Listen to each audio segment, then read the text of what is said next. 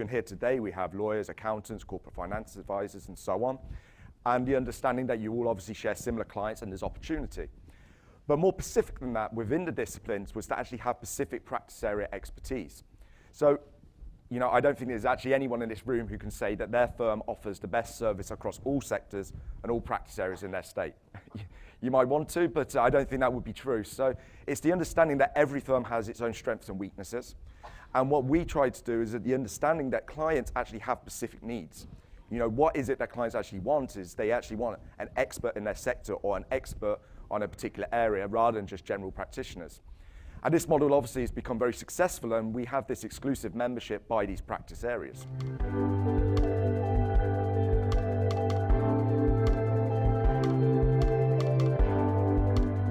The key from all of this is that skill mix matters.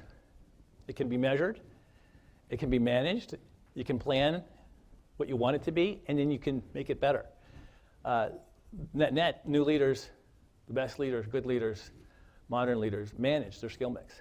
It's very doable, it's important to do, and can be done. And it's not even that hard, but you just have to decide to do it.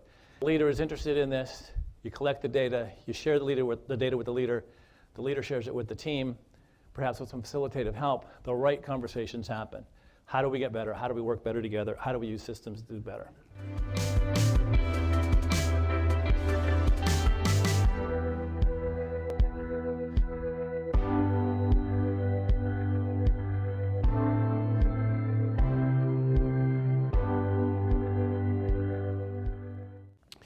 I can't really tell you what clients want. I can tell you what I wanted as a client, but I have to say that there's an important lesson here, and that is that every client is different. Just like no two accounting firms or no two law firms are the same, no two clients are the same. What I wanted from my professional was different than what any other company wants from their professional. But it is a good hint when you're out there looking for new relationships that everybody is different. And it starts at the fundamental one-on-one relationship. I guess I want to start with an observation. The observation is that you, as a firm, whether it's an accounting firm or a law firm, you are a brand. Now, I don't know if you've ever thought in those terms, but you are. And no matter what the name of your law firm or your accounting firm is, you are a brand. And everything that you do and everything that you say is a reflection of your brand.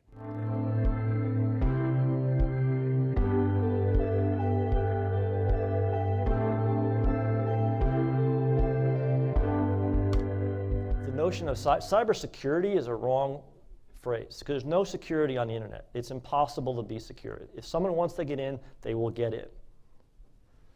It's about being resilient, being able to detect threats. The other problem is that we really don't know how bad it is, because organizations don't report their incidents. They're disincentivized to report. Even though we should all recognize that if you're 100% susceptible to being compromised, there ought not be any embarrassment.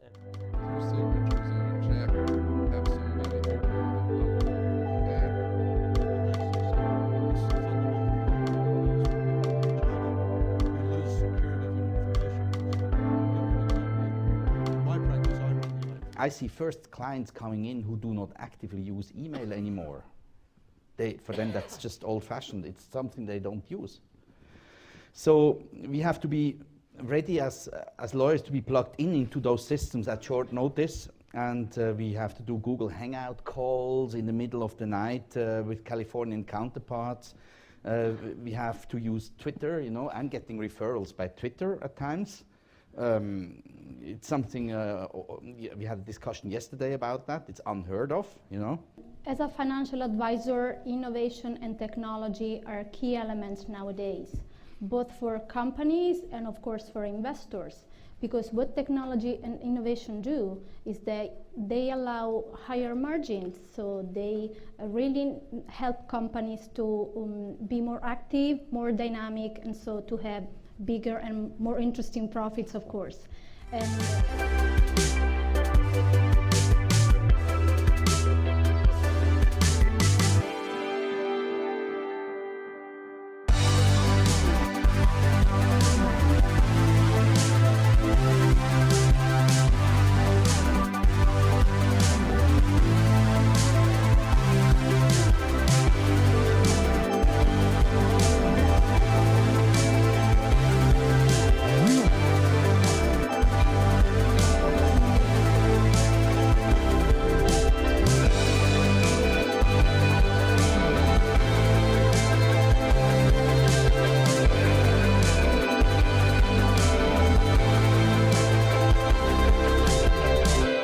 most interesting part of the experience that we've had is that while the network is, the network as it appears on the website is quite valuable, what we've seen is that most of the interaction that we have regarding either inbound or outbound work comes from the personal contacts that are made at the conferences.